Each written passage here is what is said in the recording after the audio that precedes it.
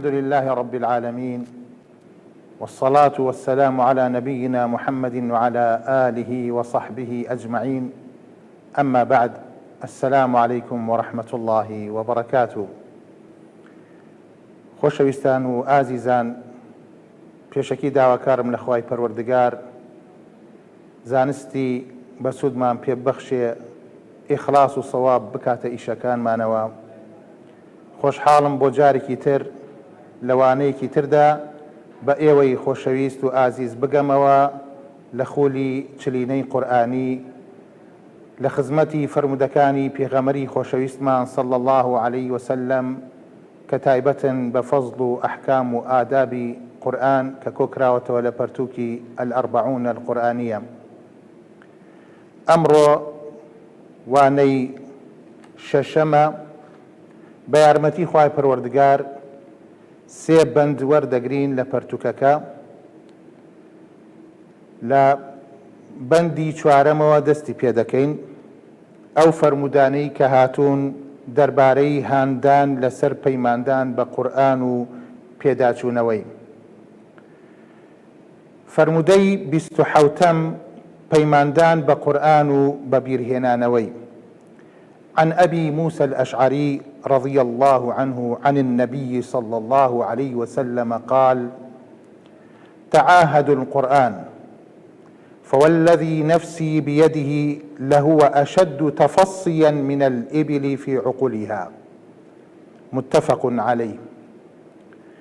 وعن نافع عن ابن عمر رضي الله عنهما أن رسول الله صلى الله عليه وسلم قال: إنما مثل صاحب القرآن كمثل صاحب الإبل المعقلة، إن عاهد عليها أمسكها وإن أطلقها ذهبت.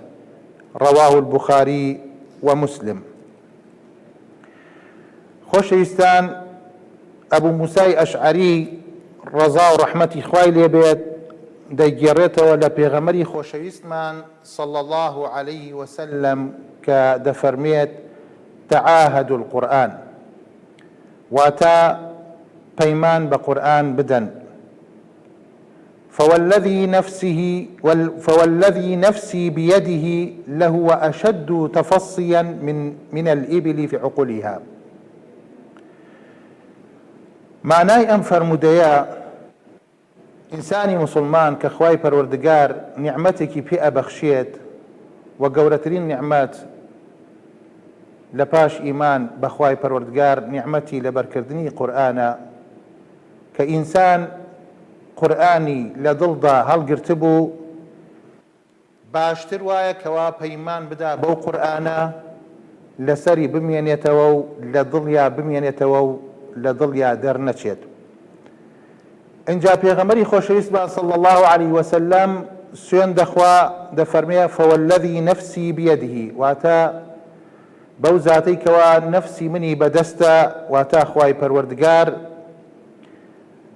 لهو أشد تفصيا، واتە ئەو قورئانە هەر وەکو چۆن پێغەمبەر عەلەیهی سەڵات وسەلام شوبهانیەتی بە وشترێک ئەگەر بە گوریس بەسرابێتەوە، چۆن گوریسەکەی بکرێتەوە و ڕادەکا و ئەگەر مسلمانیش پێداچوونەوەی قورئان و پەیمان بە قورئان نەدات، ئابە و شێوە لێی دەڕوات و بەجێی دەهێڵێت.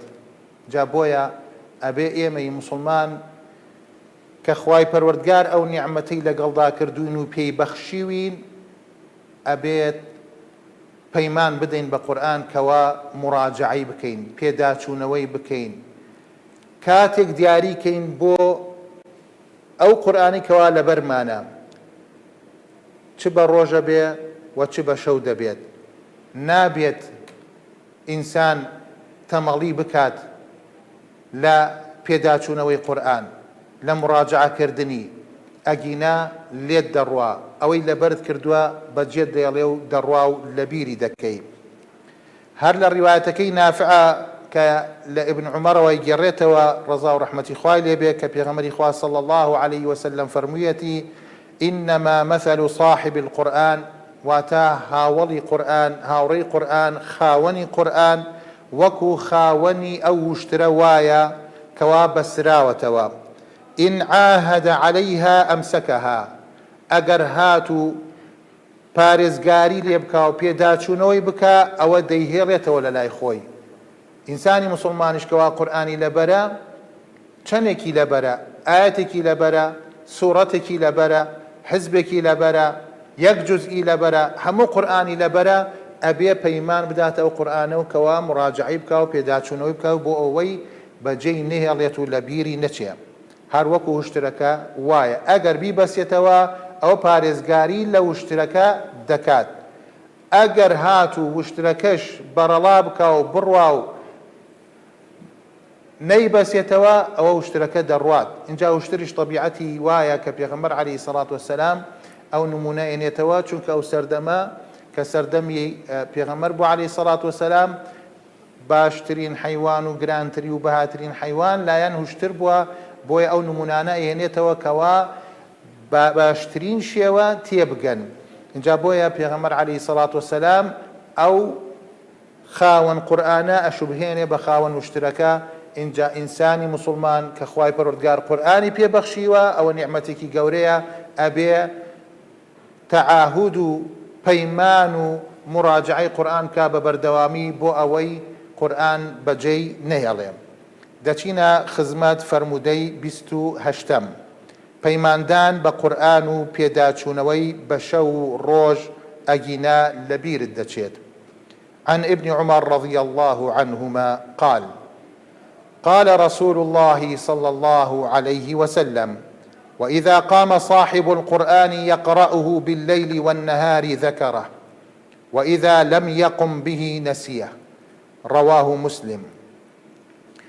خۆشەویستان، ابن عمر ڕەضا و ڕەحمەتی خوای لێبێ لەم فەرموودەیەدا کە دەفەرمێت پێغەمبەری خۆشەویستمان صلى الله عليه وسلم فەرموویەتی: وإذا قام صاحب القرآن يقرأه بالليل والنهار ذكره.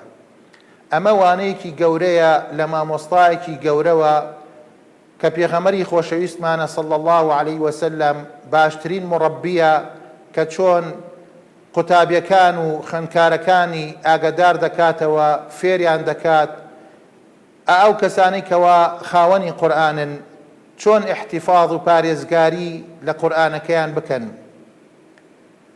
ئەو وانەیە ڕێگە پیشاندەرە کە پێغەمبەر عەلەیهی سەڵات وەسەلام دەفەرمێت هەر خاوەن قورئانێک ئەگەر هات و بە شەو و ڕۆژ قورئانەکەی خوێندەوە، مراجعەی کرد، ئەوە لە لای دەمێنێتەوە. و ئەگەر ئەو شتەشی نەکرد، واتە بە شەو و ڕۆژ قورئانی نەخوێندەوە و مراجعەی نەکرد و پێداچوونەوەی نەکرد، ئەوە لە بیری دەچێت. هەموو علوم و زانستێک وایە خۆشەویستانم، ئەگەر ئینسان بە ناحی تەطبیقی جێبەجێی نەکات، سێرەکەی ئەو زانستە وردە وردە لە بیر دەچێتەوە. چونکە ئەوەندە مەشاغل و ئەوەندە ئیش و کار زۆرە، ئینسان ئەگەر کاتێک تەرخان نەکا بۆ ئەو زانستەی کەوا خوای پەروەردگار پێی بەخشیوە، ئەوە چییە؟ وردە وردە لە بیر دەچێتەوە.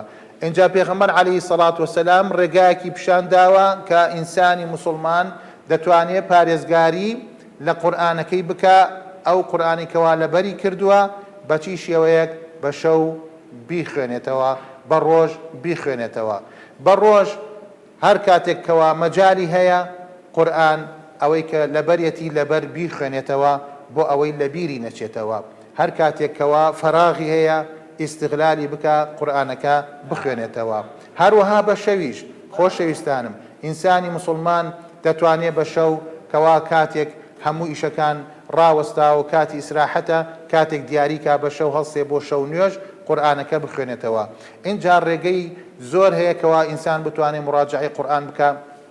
ئینسان دەتوانێت لەگەڵ برایەکی مسلمانە کاتێک دیاریکەن هەردووکیان بەسەر یەکتریا بخوێنەوە و مراجعەی قورئان بکەن. دەتوانێت لە کاتی نوێژە سونەتەکانە ئینسان ئیستیغلالی بکات، ئەوەی ئەو قورئانی کەوا لەبەرەتی بە شێوەیەکی جوان و ڕێکوپێک لە نوێژە سونەتەکان بیخوێنێتەوە. بە هەر شێوازێکی تر بۆی ئەگونجێت بۆ ئەوەی احتیفاظ و پارێزگاری لەو قورئانە بکاکەوا لە دڵیایەتی خوای پەروەردگار پێی بەخشیوە، چونکەوە نیعمەتێکی زۆر گەورەیە.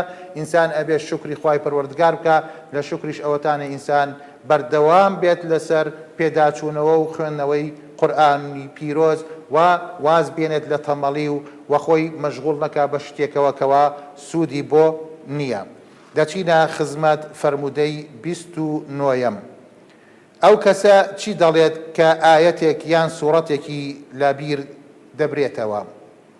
عن عبد الله بن مسعود رضي الله عنه قال قال رسول الله صلى الله عليه وسلم لا يقل أحدكم إني نسيت آية كذا وكذا بل هو نسي. هذا لفظ النسائي. وفي لفظ لا يقل أحدكم إني نسيت آية كيت وكيت بل هو نسي.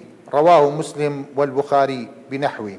وعنه رضي الله عنه قال سمعت رسول الله صلى الله عليه وسلم يقول بئس ما للرجل أن يقول نسيت سورة كيت وكيت أو نسيت آية كيت وكيت بل هو نسي.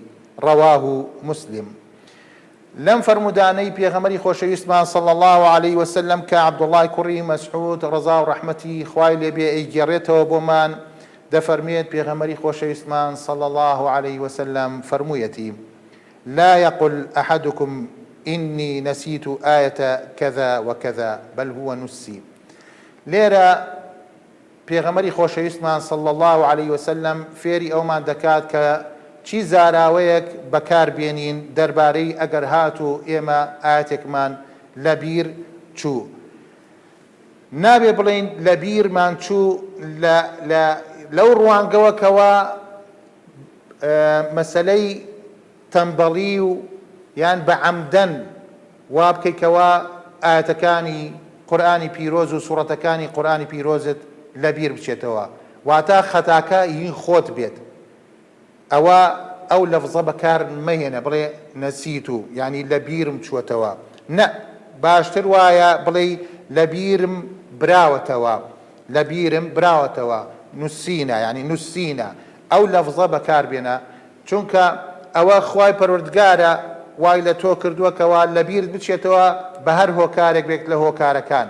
بەڵام ئینسان ئەگەر هات و خوای پەروەردگار قورئانی پێبەخشی بوو، قورئانەکە لە دڵیا بوو، چەندها ئاەتی لە دڵایە، نابێت وا بکاتکەوە عەمدەن واز لە پێداچوونەوە و مراجعەکردن و خوێندنەوەی قورئان و دووبارەکردن و سێبارەکردنی ئاەتەکان ببێتە مای ئەوەی کە وازی لێبێنێت، بەهۆی ئەوەوە لەبیری دەچێت. ئینسانی موسڵمان نابێت یعنی ئەو وشەیە بەکاربێنێت. اینجا بۆیە ئەمە چەندەها دەرسی تایە کە ئینسان ئەبێ ئاگای لە زمانەکەی بێت کاتێک زاراوەیەک بەکاردێنێت، ئەو زاراوەیە ناشەرعی نەبێت، ئەبێ زاراوەکانمان لە سنووری شەرعدا بێ بۆ ئەوەی تاوانبار نەبین. اینجا ئینسانی موسڵمان ئاگای لە زمانی بێ، نابێت قسەی ناشرین بکات، نابێت ئەزیەتی موسڵمانان بدا بە زمانی. لە ڕیوایەتەکەی ترا کە هەر ئەبوو مەسعود ئیبن مەسعود دەیگێڕێتەوە کاڵێ بیستم لە پێغەمبەری خوا صلی الله عليه وسلم دەفەرمێ بئس ما للرجل أن يقول نسيت سورة كيت وكذا كيت أو نسيت آية كيت وكيت بل هو نسي. يعني نابت إنسان بڵێ ئەو ئاەتەم لەبیر چووەتەوە، ئەو سوورەتەم لەبیر چووەتەوە، نە، ئەبێ بڵێ کەوا لەبیرم براوەتەوە. اینجا خۆشەویستان ئەبێ ئاگاداری زاراوەکانمان بین بۆ ئەوەی تاوانبار نەبین. دەچینە خزمەت ئەو فەرمودانەی کەوا لە بەندی پێنجەم هاتوون. ئەو فەرمودانەی کە هاتوون دەربارەی دەنگخۆشکردن و ڕازاندنەوە بە قورئان خوێندن. فەرمودەی سیەم، دەنگخۆشکردن و ڕازاندنەوەی لە کاتی قورئان خوێندن بە گوێرەی توانە. عن أبي هريرة رضي الله عنه عن النبي صلى الله عليه وسلم قال ما أذن الله لشيء ما أذن لنبي يتغنى بالقرآن. متفق عليه واللفظ للبخاري. وعن أبي هريرة رضي الله عنه قال قال رسول الله صلى الله عليه وسلم ليس منا من لم يتغن بالقرآن رواه البخاري. وعن البراء بن عازب رضي الله عنه قال قال رسول الله صلى الله عليه وسلم زينوا القرآن بأصواتكم رواه أحمد وأبو داود وابن ماجه والدارمي وصححه الألباني. خۆشەویستان و ئازیزانم، ئەبوو هورەیرە ڕەزا و ڕەحمەتی خوای لێبێ گێڕێتەوە بۆمان لە پێغەمبەری خۆشەویستمانەوە صلی الله عليه وسلم دەفەرمێ ما أذن الله لشيء ما أذن لنبي يتغنى بالقرآن. واتە بیستنی خوای پەروەردگار بۆ هیچ شتێک وەکو بیستنی نەبووە بۆ پێغەمبەرێک کە دەنگی خۆش دەکات و دەیڕازێنێتەوە لە کاتی قورئان خوێندنەوە. چونکە پێغەمبەری خۆشەویستمان صلی الله عليه وسلم یەکێک بووە لەو کەسانەی کەوا دەنگی خۆش بووە کە قورئانی خوێندووەتەوە، وەکو بەڕا ئەیگێڕێتەوە ئەڵێ هیچ دەنگ خۆشێکم لەسەر زەویە گوێ لێ نەبووە کەوا وەکو پێغەمبەر عەلەیهی سەڵات وسەلام قورئان بخوێنێتەوە و بیڕازێنێتەوە. هەر ئەبوو هورەیرە ڕەزا و ڕەحمەتی خوای لێبێ گێڕێتەوە لە پێغەمبەری خۆشەویستمان صلی الله عليه وسلم دەفەرمێ لەیسە منا من لم يتغن بالقرآن. واتە ئەو کەسە لە ئێمە نییە، لەسەر هەدی ئێمە نییە، لەسەر ڕێگای ئێمە نییە کەوا قورئان نەڕازێنێتەوە بە شێوەیەکەوە لەو دەمەی دەرچێت کە بیسەر سەرسام بێت، حەز بکاتکەوە گوێبیستی ئەو ئاەتانە بێکەوە ئەو کەسە دەیخوێنێتەوە و دەیڕازێنێتەوە. هەروەها بەڕائیش ئەیگێڕێتەوە لە پێغەمبەری خۆشەویستمان صلی الله عليه وسلم کە فەرموویەتی زەینوا القورئان بئەصواتکم. جا خۆشەویستان لەم فەرمودانە ئەومان بۆ دەردەکەوێتەوە دەنگخۆشی نیعمەتێکە لە نیعمەتەکانی خوای پەروەردگار. جا ئەو کەسەی کەوا خوای پەروەردگار ئەو نیعمەتەی پێبەخشیوە با ئیستیغلالی بکا و بەکاری بێنێت بۆ ئەو شتەی کەوا دەبێتە ڕەزامەندی خوای پەروەردگار. جا چەند خۆشە ئینسانی موسڵمان کە خوای پەروەردگار دەنگێکی نازداری پێبەخشیوە بۆ کەلامەکەی بەکاری بێنێت، ئەو قورئانە بڕازێنێتەوە بە جوانترین شێوە. اینجا ئەوە نیعمەتێکی گەورەیە کە تەماشا دەکەین لەم واقعەی ئێستامان کە چەنەها قورئان خوێنمان هەیە، خوای پەروەردگار تەمەنیان درێژکە لە تاعەت و عیبادەت، خوای گەورە ئەوەندەی تر دەنگیان خۆش بکات بۆ ئەوەی خزمەتی ئەو قورئانە پیرۆزە بکەن، ئەو قورئانە مەزنە بکەن، ئەو قورئانە ڕێزدارە بکەن کەوا کەلامی خوای پەروەردگارە. سەیرەکەی بە دەنگە خۆشەکەی نەکو هەر لە هەرێمێکە یان لە وڵاتێکە، بەڵکو لە جیهانە هەمووی شانازی پێوەکەن و حەز دەکەن لە شەرق و غەرب گوێی لێ بگرن. اینجا ئەمڕۆ ئەم تەکنۆلۆژیا وای کردووە کەوا ئینسانی موسڵمان دەتوانێت لەو ڕێگەیەوە ئەگەر خوای پەروەردگار ئەو نیعمەتەی لەگەڵدا کردووە دەنگی خۆشە با ئەو دەنگە خۆشەی لە قورئانە بەکار بێنێت و قورئان بخوێنێتەوە بۆ ئەوەی خەڵکەکە ئیسفادەی لێ بکە. چەند خۆشە تەماشا دەکەی لە کەناڵەکانەوە، لە ڕادیۆەوە، لە مۆبایلەکانمانەوە سەرەکەی دەیخینە سەر مەقتەعێک، ڤیدیۆیەک، دەنگێکەوە دەنگی زوڵاڵی قورئانە بە جوانترین شێوە. ئەو برا موسڵمانانەمان کەوا دەنگیان خۆشە و خوای پەروەردگار ئەو دەنگەی پێبەخشیون سەیرەکەی چی خزمەتێک دەکەن. اینجا بۆیە ئەو کەسانش کەوا خوای پەروەردگار ئەو دەنگە خۆشەی پێی بەخشیون با ئیخلاصیان هەبێ، با مجاهدەی نەفسی خۆیان بکەن بۆ ئەوەی تووشی ڕیا نەبن، بۆ ئەوەی بتوانن بەو دەنگە خۆشەیان خزمەتی قورئانەکە بکەن و خزمەتی دینەکەیان بکەن. اینجا بۆیە ئینسانی موسڵمان ئەگەر هات و خوای گەورە ئەو نیعمەتەی لەگەڵا بەخشی بوو ئەبێت ئەو دەنگە بەکار بێنێت و بیڕازێنێتەوە، ئەو قورئانە شیرینە بڕازێنێتەوە بۆ ئەوەی لە ڕێگەی ئەو دەنگە خۆشەوە ئەو قورئانە بڕاتە ناو دڵەکانەوە. اینجا هەر وشەیەکیش لە دڵەوە دەردەچێت ئەچێتە دڵەوە. با بچینە خزمەت فەرموودەی 31.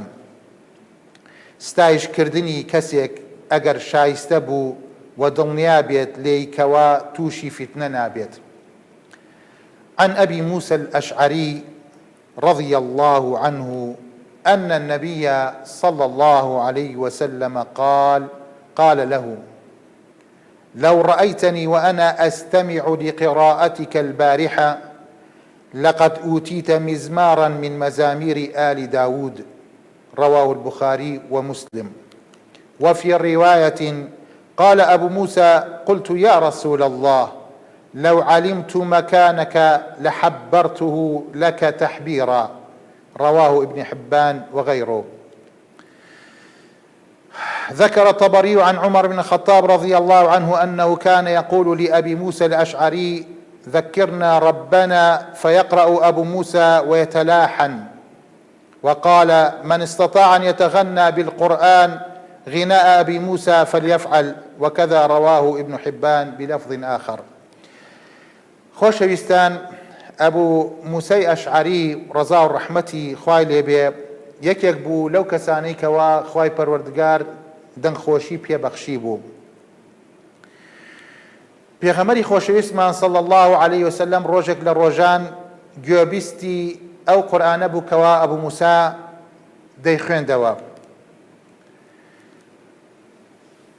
ئینجا کە بە جوانترین شێوە ئەبوو موسا ئەو قورئانی دەخوێندەوە، پێغەمبەر عەلەیهی سەڵات وەسەلام زۆر پێی خۆش بوو.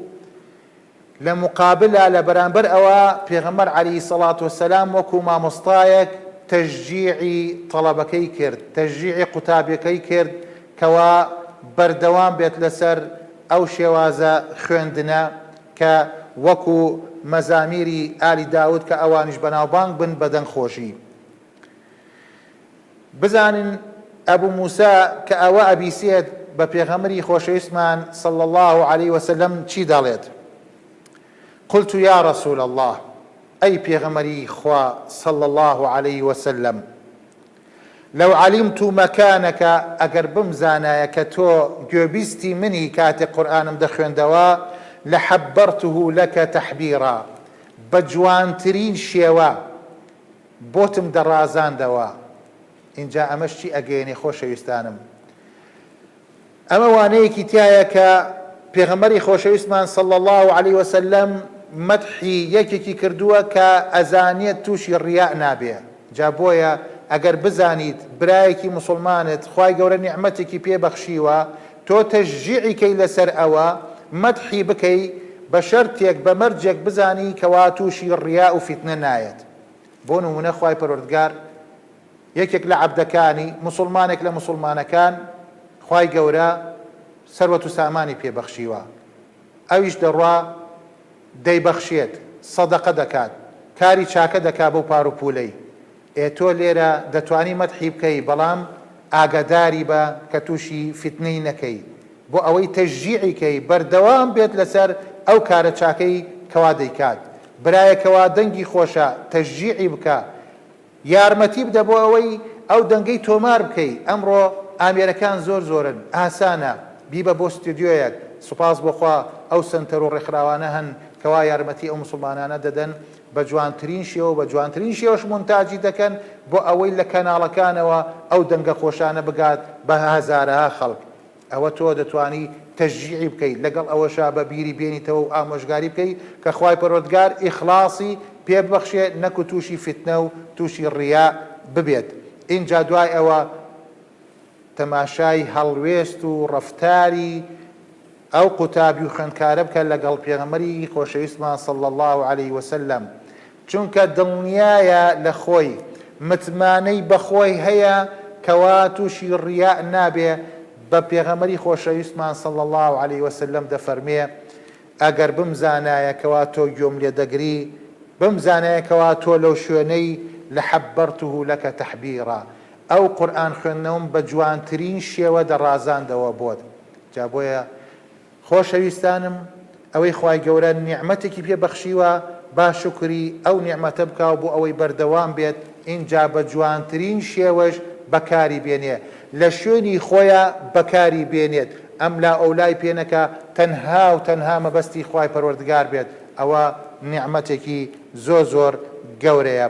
اینجا بۆیە تەبەڕیش ئەیگێڕێتەوە کەوا عومەری کوڕی خەتاب پێشەوای ئیمانداران دەڵێت کە بە ئەم موسای ئەشعەری دەفەرموو خوای پەروەردگارمان بەبیر بهێنەوە فەیەقرأ ئەبوو موسا وەیەتەلاحەن. اینجا ئەبوو موساش قورئانی دەخوێندەوە بە جوانترین شێوە و مولاحەنەی دەکرد. اینجا تەنبیهێک و تێبینیەکەیە خۆشەویستانم بە تایبەت ئەو بەرابەڕێزانەی کەوا قورئانیان لەبەرە، ئەو بەرابەڕێزانەی کەوا دەنگیان خۆشە نابێت لە سنووری ئەو زانستنە دەرچن کەوا زۆر زۆر غولووی تیا بکەن، زیادڕەوی تیا بکەن کاتێک قورئان ئەڕازێنەوە و دەیخوێننەوە. ئەبێ لە سنووری ئەو زانستەی کەوا دیاری کراوە لە ئەحکامی تەجویدە، لە مەدەکانە، لە مەخارجی حروفە، اینجا لە دەربڕینی ئاەتەکانە ئەبێ ئاگداری ئەو خاڵە بن، لە سنوورەکەی دەرنەچن بڕوا بکەن بە جوانترین شێوە ئەو ئاەتانە لە زمانتانەوە لە دەمتانەوە دەردەچێ وەک گوێبیستی ئەو خەڵکەش گوێبیستی دەبێ و ئاسوودەیی و بەختەوەری و ڕەحمەتی خوای پەروەردگار دەڕژێ بەسەر ئەو کەسانێکەوە گوێبیستی قورئان دەبن. اینجا ئەوە خزمەتێکی زۆر زۆر زۆر زۆر گەورەیە. اینجا بۆیە ئەبوو موساش بە گوێی عومەری دەکرد و بە جوانترین شێوە قورئانی دەخوێندەوە و دەیڕازاندەوە. اینجا دەیفەرموو ئیمامی عومەر من استطاع أن يتغنى بالقرآن غناء بموسى فليفعل.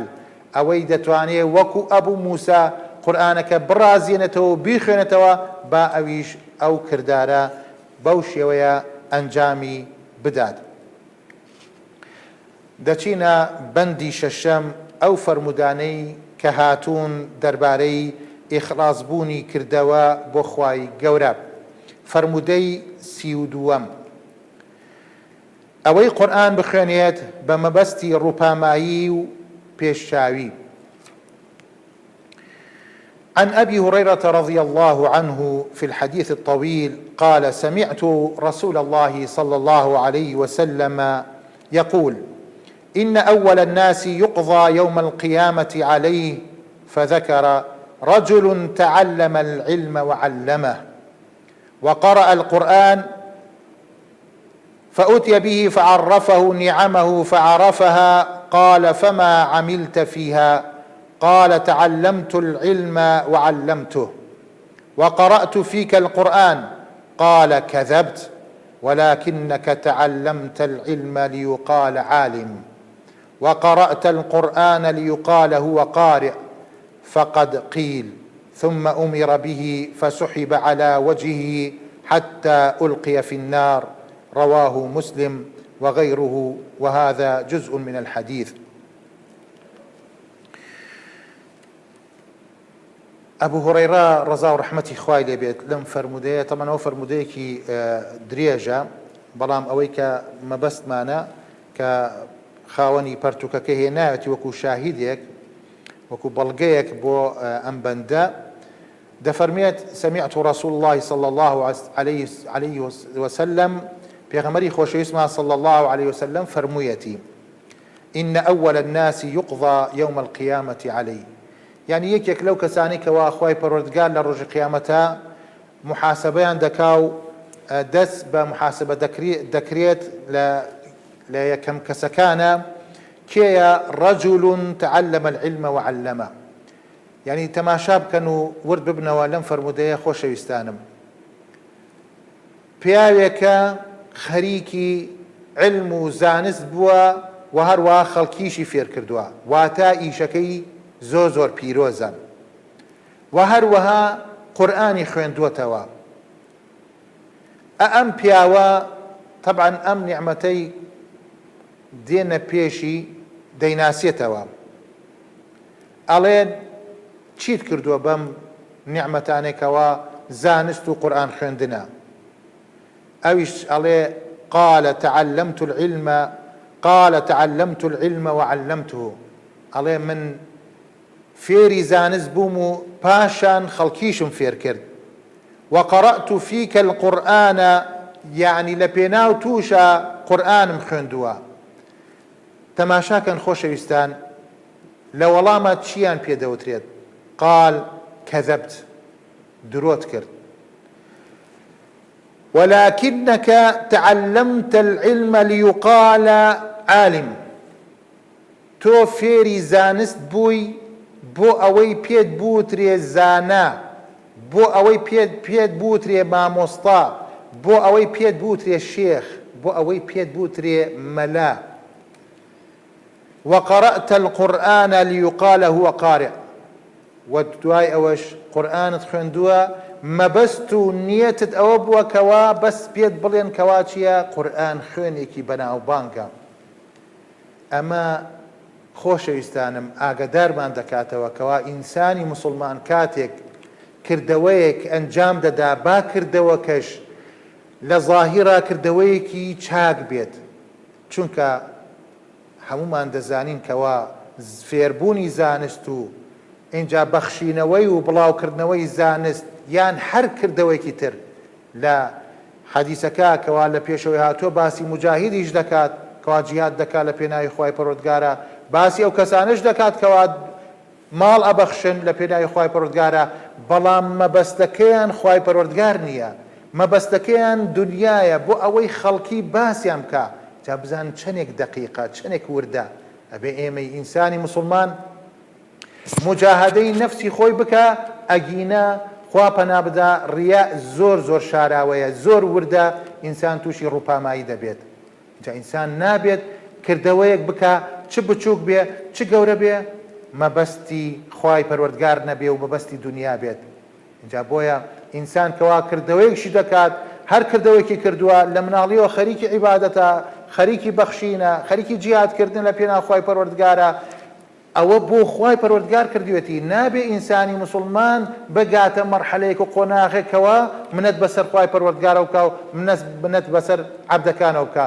تۆ ئیشێکت بۆ خوای پەروەردگار کردووە، داوای ئەجر و پاداشتەکەت تەنها لە خوای پەروەردگار بکە، چونکە فەمەن یەعمەل مثقال ذەڕەة خەیڕا یەرە. تۆ ئەگەر میسقالە زەڕەیەک کردەوەی چاک بکەی ئەوەی دەیبینیتەوە، وهروها ومن يعمل مثقال ذرة شرا يرى، هروها کردەوەیەکی خراپیش بکەی، معصیەتێ بکەی، تاوانێک بکەی، ئەگەر چ بچووکیش بێ ئەوە لە ڕۆژی قیامەتە ئەیبینیتەوە. اینجا بۆ ئینسان هەوڵ بدات ئیشەکانی تەنها بۆ خوا بێت، بەڵام ئەوە وەکو باسمان کرد ئەگەر بۆ تەشجیعکردن بێت کەوا ئینسان خۆی نیەتی بۆ خوایە، مجاهدەی نەفسی خۆی کردووە، لەو نەخۆشیە ناترسێ، ئەگەر هاتوو ئینسانی موسڵمان تەشجیعی کرد، مەدحی کرد بۆ ئەوەی بەردەوام بێ لەسەر ئەو ئیشە، نابێ ئەو متەئەسر بێ، نابێ کاریگەری ئەو قسانە وای لێ بکاتەوە واز لەو ئیشە بێنێت. چونکە هەندێکەیە سێرەکەی ئاو حەدیسە ئەبینێت و گوێبیستی بووە و خوێندوێتەوە وتێتی بۆ ئەوەی تووشی ڕیا نەبم واز لە قورئان خوێندن دێنم و واز لە حەفزی قورئان دێنم، یان واز لە بەخشید دێنم، یان واز لە کردەوەیکی چاکە دێنم، وەڵا بۆ ئەوەی تووشی ڕیا نەبم. نە، ئەوە تەلبیسی ئیبلیسە، ئەوە شەیطان وات لێ کاکەوا تۆ واز لەو کردەوە چاکانە بێنی. نە، بەردەوام بە لەسەر کردەوەی چاک، بەردەوام بە لەسەر قورئان خوێندنەوە، لەسەر لەبەرکردنی قورئان، لەسەر بەخشی، لەسەر جیهادکردن، لەسەر بانگەواز، لەسەر هەر فەرمانێکە خوای پەروەردگار ئەمری پێت کردووە بیکەی و هەروەها ڕێگری کردووە لە هەر شتێکەوە تۆ نەیکەی دوورکەیتەوە لێی، تۆ بیکە و مجاهدەی نەفسی خۆت بکە، پشت ببەسە خوای پەروەردگارەوە بۆ ئەوەی شەیطان وات لێ نەکات چییە؟ وات لێ بکاتەوە ڕێگایەکی تر بگری، خوا پەناماندا بەرەو ئاگر بددا. اینجا بۆیە ئەوکی ئیشانەی کەوا لە فەرمودەکەاتەوە زۆر گەورەن، مەسەلەی زانستە، فێربوونی زانستە، مەسەلەی قورئان خوێندنەوەیە، بەڵام ئینسان هەر کارێک دەکات ئەبێ تەنها و تەنها مەبەستی خوای پەروەردگار بێ، چونکە ئەجر و پاداش لای خوای پەروەردگارە. ئەمما ئەگەر ئینسان کەوا فەرمانبەرێک بوو، مۆزەفێک بوو، یان لە شوێنێک ئیشی دەکرد، ئەگەر هاتوو مقابلی ئیشەکەی سێرەکەی هەندێک جار یارمەتی دەدرێت یان ئەوەتانێت تەشجیع دەکرێت، ئەوە حەقی خۆیەتی زۆر ئاسایی، ئەوە پەیوەندی بە دنیاوە هەیە، مافی خۆیەتی کەوا موچەی خۆی وەرگێ لە کاتی خۆیە مافی خۆیەتی کەوا تەشجیع بکرێتەوە ئینجازێکی کردووە ئیشێکی چاکەی کردووە خزمەتی مرۆڤایەتی تایە خزمەتی میلەتەکەی تایە خزمەتی کۆمەڵگەی تایە مافی خۆیەتی کەوا تەشجیع بکرێت نەکو ڕێگری لێ بکرێت و مافەکەی بخۆرێت نەخێر ئینسان خاستەن ئەو کردوانی کەوا پەیوەندی بە قیامەتەوەیە ئەبێ ئینسان بەتەمای ئەجر و پاداش بێ لای خوای پەروەردگار ئەنجا بۆیە ئەوە دەرسێکی زۆر گەورەی تایە دەچینە خزمەت فەرموودەی 33 قورئان حجە و بەڵگەیە بۆ تۆ یان بەڵگەیە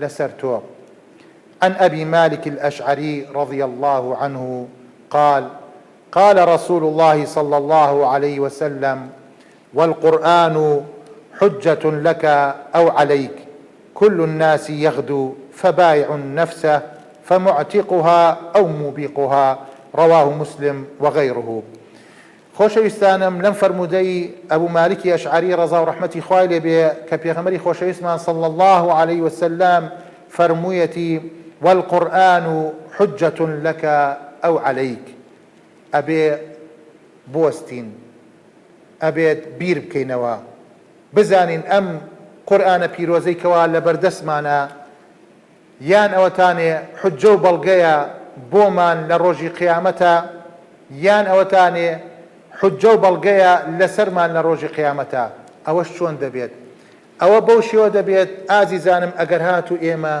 قورئانی پیرۆزمان لەم دنیادا پەیڕەو کرد ئیشمان پێی کرد خوێنمانەوە لەبەرمان کرد ئەو فەرمانانەی خوای پەروەردگار هاتووە جێبەجێ بکەین ئەو ڕێگریانەی کەوا نەهی لێ کردووە و ڕێگری لێ کردووە نزیکی نەبینەوە ئەو کەسە قورئان بۆی ئەبێتە بەڵگە بۆی ئەبێتە حوجە ئەمما ئەو کەسەی کەوا دوور دەکەوێتە لە قورئان پەیڕەو ناکە پشت لە قورئان دەکات واز لە قورئان هێنێت نزیکی قورئان ناکەوێتەوە ئەو کەسە ئەوە قورئان ئەبێتە بەڵگە بەسەریەوە اینجا نمونەیەک ئەهێنێتەوە پێغەمبەری خۆشەویستمان صلی الله عليه وسلم فەرمێ كل الناس يغدو ئینسان هەموو خەڵکی دەڕوات فبايع نفسه بزانین خۆی دەفرۆشێت ئەمە هەڵوێستەیەک بکەین خۆشەویستانم ئینسانی موسڵمان دەبێ خۆی بفرۆشێ بە کێ ئینسانی موسڵمان ئەبێ خۆی بفرێشێ بە خوای پەروەردگار ئەگەر موسڵمانێکی ڕاستەقینەیە ئەگەر موسڵمانێکە خۆی ملکەت کردووە بۆ فەرمانەکانی خوای پەروەردگار ئەبێ تەنها خۆی بفرێشێ بە خوای پەروەردگار ئەگەر خۆی نەفرۆش بە خوای پەروەردگار ئەو کەسە خۆی دەفرۆشێ بە شەیطان و ئیبلیس خوا پەنا بدە اینجا ئینسان بیر بکاتەوە کە خوای پەروەردگار ئەو عەبدەی دروست کردووە لە ئاەتێکە لە سوورەتی تەوبە فەرمی خوای پەروەردگار إن الله اشترى من المؤمنين أنفسهم وأموالهم بأن لهم الجنة يعني خوای پەروەردگار کە ئینسانیشی دروست کردووە پاشان کڕین و فرۆشتنێک دەکا لەگەڵیا اشترى من المؤمنين أنفسهم وأموالهم ئەی ئیمانداران خوای پەروەردگار سەروەت و سامان و نەفسی تۆی کڕیوە ئامادەی بیفرۆشی بە خوای پەروەردگار مقابل چی ئازیزانم مقابل بأن لهم الجنة الله أكبر خوای پەروەردگار بەهەشت بکاتە نسیبمان بەڕاستی نێعمەتێکی گەورەیە خوای گەورە ئێمەی دروست کردووە بۆ ئەوەش ئێمەی دروست کردووە کەوا عیبادەتی کەین وما خلقت الجن والإنس إلا ليعبدون ئێمە بۆ ئەوە دروست کراین کەوا عیبادەتی خوای پەروەردگار کەین لەم دنیاش کەوا خوای پەروەردگار ئێمەی هێناوەتە ئەم دنیا ئەبێت بە عیبادەتی خوا و بە ئیشی چاکە ئەم دنیایە بڕازێنینەوە ئەم دنیایە ئاوەدان کەینەوە ئەم دنیای ئەبێ ئینسانی موسڵمان ئاوەدانی کاتەوە ئێمە کاتێک باسی ئەو شتانە دەکەین مانای ئەوە نییە کەوا دنیا تەرکەین بۆ خەڵکی تر نەخێر دنیا ئەبێ ئێمە بە حاکمیەتی خوای پەروەردگار بە شەرعی خوای پەروەردگار ئاوەدانی کەینەوە خۆشەویستانم ئەگەر ئینسانی موسڵمان ئەوەی نەکرد خوا پەنا بدات ڕێگایەکی تر بگرێت ئەوە خۆی زەرەرمەندە ڕێگای ئاگرە ڕێگای شەیطانە ئەوەش هەر زەرەرمەندی تایە خوا پەنامان بدات داواکارم لە خوای پەروەردگار ڕێگای ڕاستمان پێ ببەخشێت، خوای پەروەردگار علمی نافع و ئیخلاص و سەواب بکاتە ئیشەکانمانەوە. داواکارم لە خوای پەروەردگار دڵەکانمان پاک بکاتەوە و ڕۆشنایکە بە نووری ئیمان و بە نووری قورئان، دڵەکانمان بکاتە بە بەهاری قورئان. خوای پەروەردگار وامان لێ بکاتەوە ئیش بە ئاەتەکانی خوای پەروەردگار بکەین. داواکەم لە خوای پەروەردگار لە گوناحی من و ئێوەش خۆش بێ و لە گوناحی دایک و باوکانمان خۆش بێ، لە گوناحی خێزانەکانمان خۆش بێت، لە گوناحی براکانمان لە برا مسلمانەکانمان خۆش بێت، ئەوەی کەوا مافی بەسەرمانەوە خوای گەورە لێ خۆش بێ. داواکەین لە خوای پەروەردگار شیفای نەخۆشەکانمان بدات. داواکارم لە خوای پەروەردگار پاداشتی خێری ئەو برا بەڕێزانە بداتەوە کەوا لە پشتی کامیرەوەن. خوای پەروەردگار پاداشتی خێری کەناڵی ئاسمانی بانگەواز و دەستگای نووری حکمە بداتەوە بۆ ڕێخستنی ئەم خولە، پاداشتی ئێوەی بەڕێزیش بداتەوە کەوا بۆ چەند کاتێک لە دیداری ئەم خولە بوون و گوێبیستی فرمودەکانی خۆشەویستمان بوون. صلى الله عليه وسلم وصلى الله وسلم على نبينا محمد وعلى آله وصحبه أجمعين، والسلام عليكم ورحمة الله وبركاته.